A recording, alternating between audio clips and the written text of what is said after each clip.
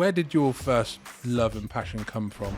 So yeah, the dream is to start growing again, and I think we would use crowdfunding to sort of buy people into the business, because I think it's just great to see community support. Over the last 8 years, we've built a real great, strong community of people that support us through thick and thin. 30,000 was the aim. Yeah. Within 30 days, we achieved that within 4. Wow. So that was huge. That's grown and, yeah, I wouldn't say out of control, but it's kind of at a nice point now where it kind of, we don't have to shout about it too much. This episode of All Things Business, the podcast, is brought to you by digital media partner DFA Law. DFA Law, providers of expert and dedicated legal advice to businesses and families since 1838. DFA Law, the law firm for life.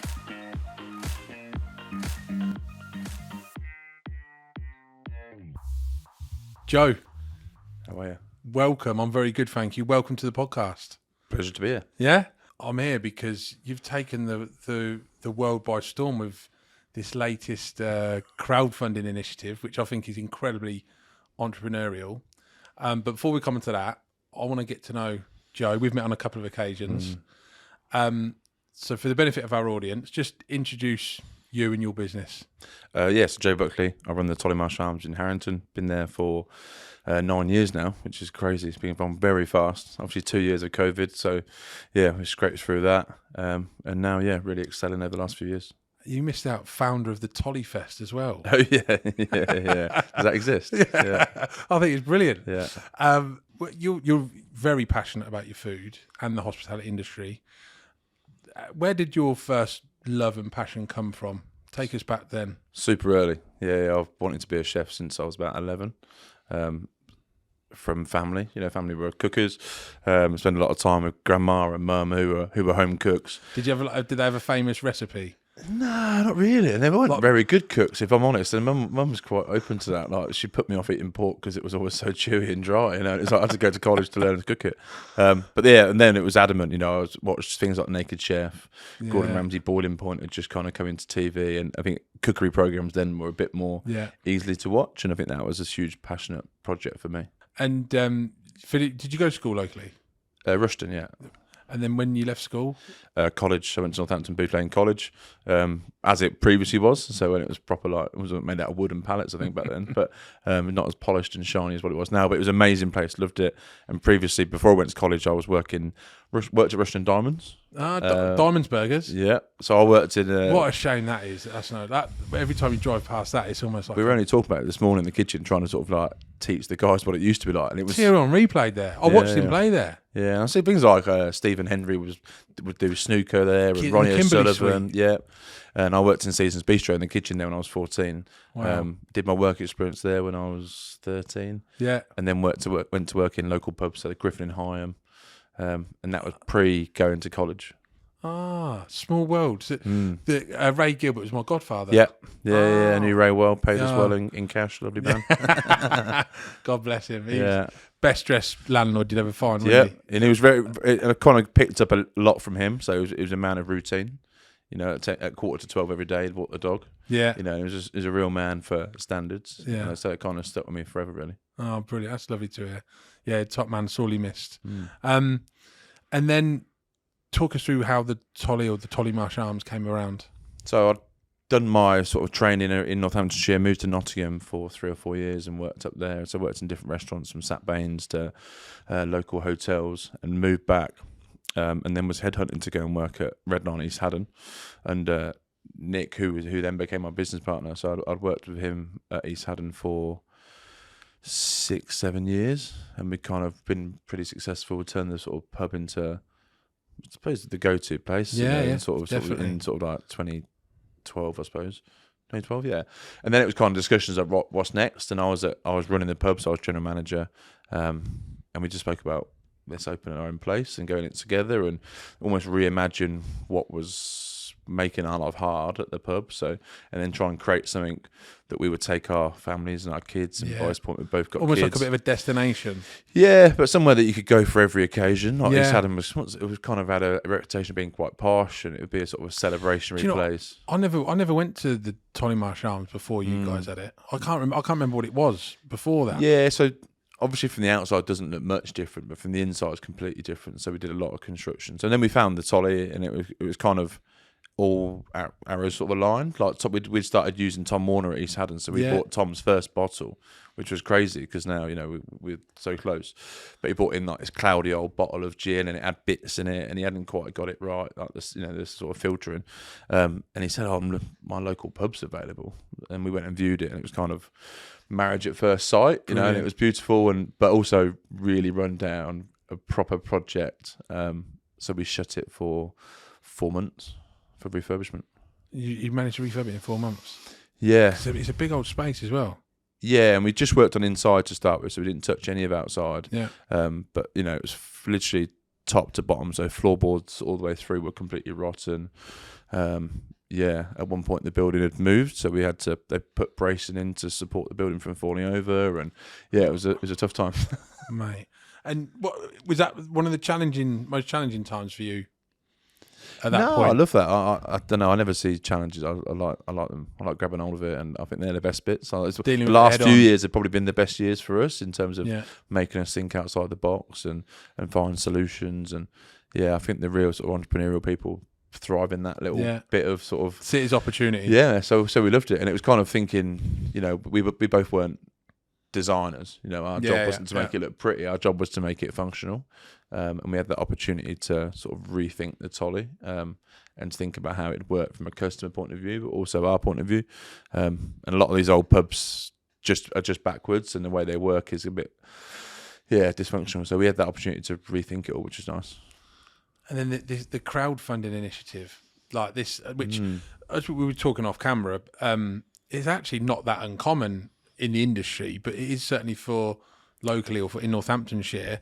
So just talk us through that, and who was the inspiration behind it? So I think over the last 8 years, we've built a real great, strong community of people that support us through thick and thin, and through COVID supported us loads, like with terms of like we did takeaways and that kind of stuff, and we really saw the support of community.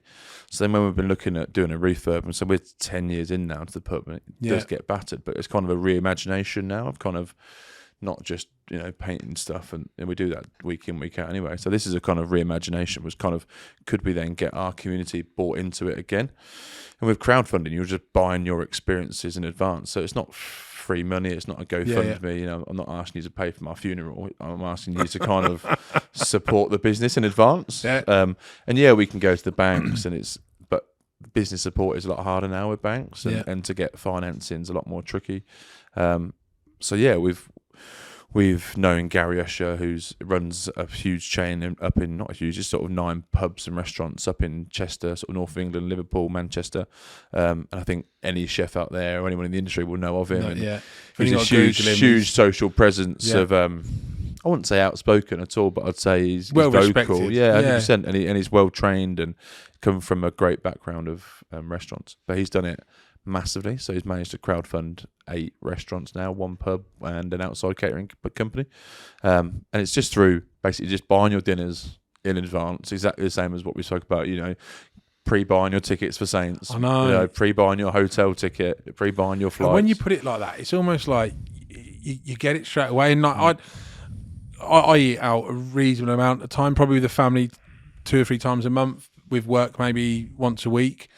But I never pre-buy because it's probably a little bit more flexible or loose. But if you're going to the Saints, or I'm going to the Cobblers, or I'm going to the Dons, I'm buying my ticket in advance. So what's the difference? And it's a real good spin on it, really. Well, it's not a spin, but a real good alternative view on it. But also for them, it de-risks their business. Yeah. So it's completely de-risking it. It's pre-financing. And whereas the money then can in a restaurant and a pub sense can be reinvested in the building, can be reinvested in all these different things, and it just makes lots easier. And while costs are as tight as they are at the moment on the back end of the business, I think this is something that a lot of people are going to be using going forward.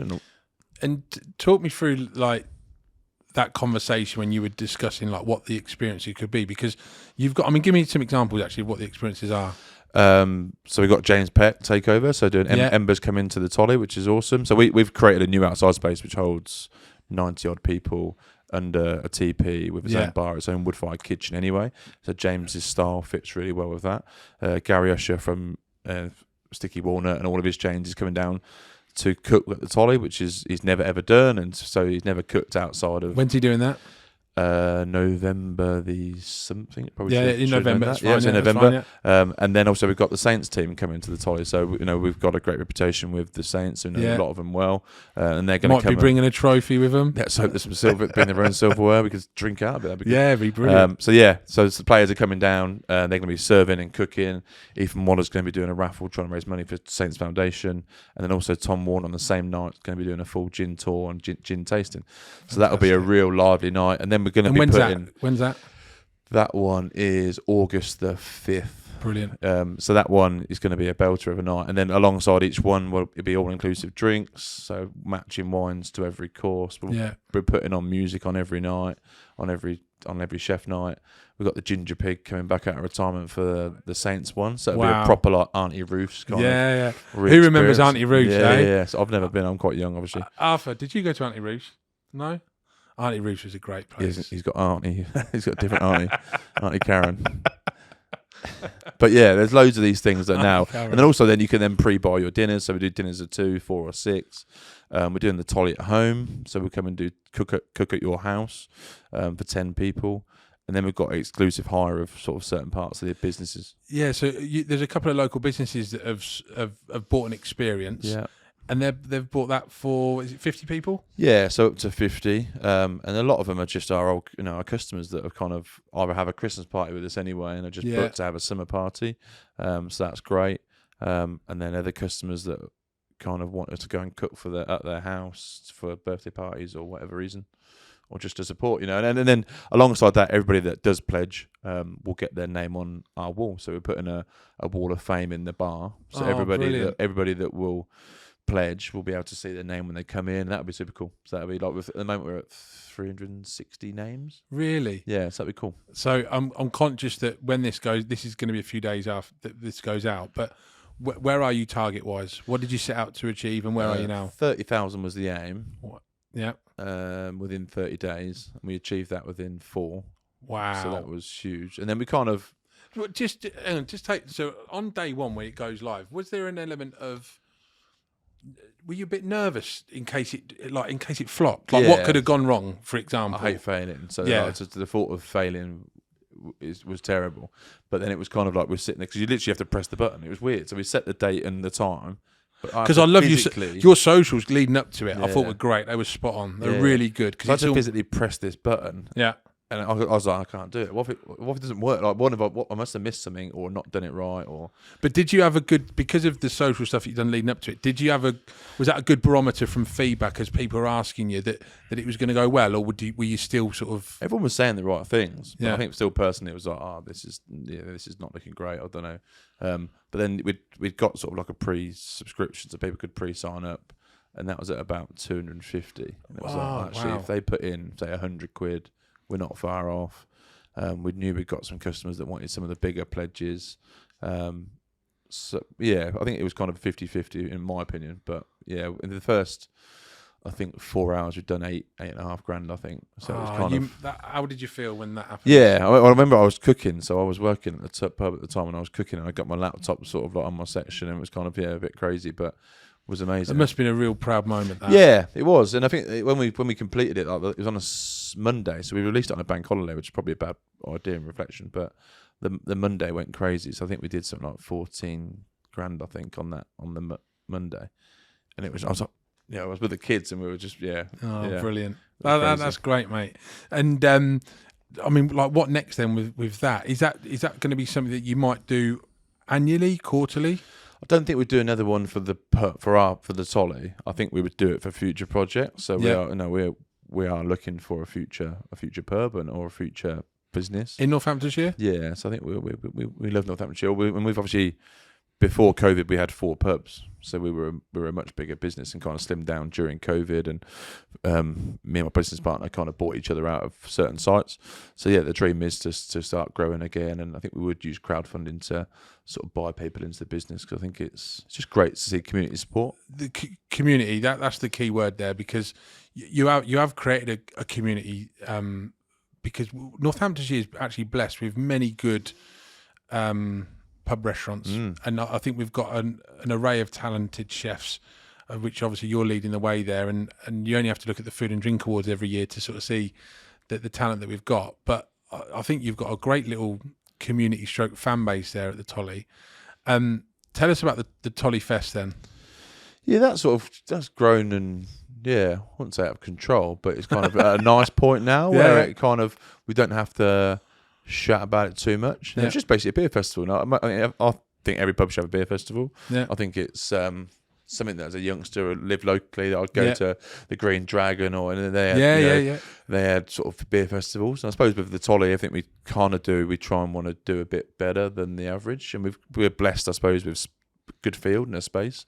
And over the years, it's just grown, and we will get 3,000 most years, depending on the weather. Last year was a bit of a wet one. Yeah. And that was the first time we've done it in the wet, actually, and it was a great barometer to see how many would turn out. Rammed. Yeah. Like, we were more busy than ever. People still go out in their wellies because they know what they're going to get. And for us, it's great because we can support local businesses. So we support around 35, 36 local businesses from like street food. So we don't do any of the cooking. We bring in street food chefs. So you've got, say, Jody comes down from June Plum. Yeah. James is coming down. Mario from Flavour Trader. And these are all our friends. Like, it's just and for us, it's a great, like, Sunday night when it's all finished is the best party. Like, it's we just eat all the leftovers and drink all the dregs. But and then it comes down to breweries and all that kind of stuff. We get to pick all our local breweries. Before, we used to make our own gin. So with Warner's, we would make our own gins over Tolly Fest. Obviously, Warner's has grown rather large now, so it kind of hasn't got that facility anymore. But a lot of the first gins that they did, we would test at Tolly Fest. So like, we'd do the strawberry. Before we were the else. first ones to do the raspberry. Wow. We did a coffee one at one point, which was great for like espresso martinis and things. Because the spring to Warner's would run at the bottom of your field, wouldn't it? Yeah. Yeah, it goes at the bottom. Yeah. Yeah, it's fantastic. And so what does Joe do downtime? When you do have a day off, which I bet it probably isn't as often as it should be, what does Joe like to do? Eat out. I just love it. Where's your go-to place? Loads, honestly. It's like at the moment, I'd go to Ember. I'd go to the Wheat Chief in West Haddon. Yeah. I'd go to Jodie's. In Northamptonshire, there's so many. Like the Falcon at Castle Ashby. I think Russell's an unbelievable chef. I mean, what he does there is fantastic. Yeah. I would lean on a lot of all the awards and look at where's great. We'd come back from the All-Thought coaching in last week. Yeah. They're doing some great stuff. Actually, we're on the border of Leicestershire, so we do sometimes dabble into that county, but that's got Everbrook teams. So, but we're blessed, or go to London. Like we've sometimes with like the networking that we've done previously and the awards that we've won on the bigger scale, our network is great. Like, we've got people all over the country. So you were talking earlier. You've started your own podcast. Tell us about that, because that's taking you all over. Yeah, so we've released the Pub Life podcast, which comes out next month, and it's just us going to interview other landlords, really. So it's a bit similar to this. It's just a chat over a pint, really sort of cash, but getting to know the leaders of the industry. Yeah. To try and put something positive out there. I think there's a lot of industry podcasts on our side that I feel are sometimes a bit negative, and talking about how tough it is and how hard the times are. But actually, there's some really inspirational people out there doing amazing things. Yeah. And what we want to do now is try and inspire the next generation to kind of see something positive and go, that's me, that's what I want to do. Because I think that's important right now. And who's your sort of inspiration, either from a businessman angle in terms of where you want to drive and be, but also from a food perspective in terms of the dishes that you want to try? Are there two or multiple people? I think like the inspiration on the work ethic is completely different to like the food. Like my dad was a real grinder. Like would just see him grinding all the time. And I think that's where my work ethic comes from. So like days off and stuff, I don't really see that as, I'm not a fan of a day off. Like I would generally work the first half of the morning, pack out the second half of meetings, and that's for me. Done. Yeah, and that's a great day off for me. And that's similar to that in my dad. And he was a real hard worker. The food sense now, it's so easy. Like when I was a bit younger, you didn't have the social media stuff. It was really hard to see chefs and see what they were doing. But we follow, I've worked all over sort of the country and with different chefs. And will you sort of look what they're doing for inspiration and go, this is going to show my lack of food creative here, but I'm not going to try that with beetroot. I'm going to try that with lime or something. Yeah. I think just because to sort of see how it don't works. know how the beetroot and lime would be. Christ, I told you that was just classic. Cut that one out. Cut that. Cut that off. Yeah. But that's it's interesting because now it's so easy on socials to see the comparisons with what your pub is to see what another pub is, and like even what Gary Usher's doing, like he's got a pub, but he's obviously got a restaurant, so some of his dishes would work with us, some wouldn't. But yeah. And because we cook so much with the seasons, and we're like micro local, so we have 12 food suppliers just for our kitchen on a daily basis, and that can be from like Johnny who picks our mushrooms literally 200 yards away to our bees that are in the village that it's for our honey. So it's super micro local, and that's exciting. That's the best bit. Is there one dish that you've created over those 9 years that you've gone, I've nailed that? Either because you've created the recipe and then it's just been like a flyer. Is there a standout one? I think the Tolly's built on basics, like real basics of like just loving. I love cooking fish and chips, but like our biggest dish is our bourguignon pie. So it's just shredded, it's really slow cooked, marinated bourguignon beef, but we then make it into a pie. So it's a French classic that I would have done when I was training, but made into a British classic that's something familiar. You can have that any week of the year. Yeah, and we sell, it's never come off the menu. And it will sell as many when it's 40 degrees in the summer as when we do when it's minus. It's the strange beauty of the English palate, isn't it? It's with strange people. Joe, I found this fascinating, a real good insight, and I think what you're doing there is you're leading the way for other entrepreneurial food operators and restaurateurs to hopefully look at what you're doing and lead the way in terms of how they can, take inspiration of what you're doing. That's what we hope. Like with the last 3 or 4 years of whatever COVID was, it's given us real insight into the support that the community will give you, and it just be entrepreneurial, be creative. And I think, during COVID we set up a drive-through in our car park because drive-throughs could open. It's perfect, but pubs well. couldn't. Yeah, but you've got the perfect car park for that as well. But drive-throughs could open. Yeah. So we set up a drive-through, so then we could open. I was one of them. Yeah. But we just had to be creative, right? And just think outside the box and be a bit different. And I think pubs are definitely doing that more now than they ever have.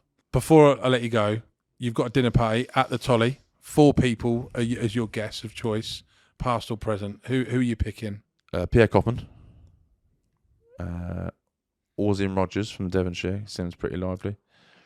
I suppose a better invite Flo, I suppose. And my partner.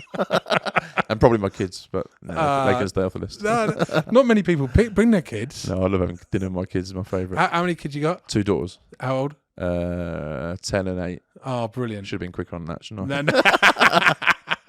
But that's great, and that, they love obviously part of the Tolly life. Yeah. So they're born and bred literally in the pub. So we lived at the pub for like the last 5 years. Yeah. They're probably not. Yeah, it's quite quick.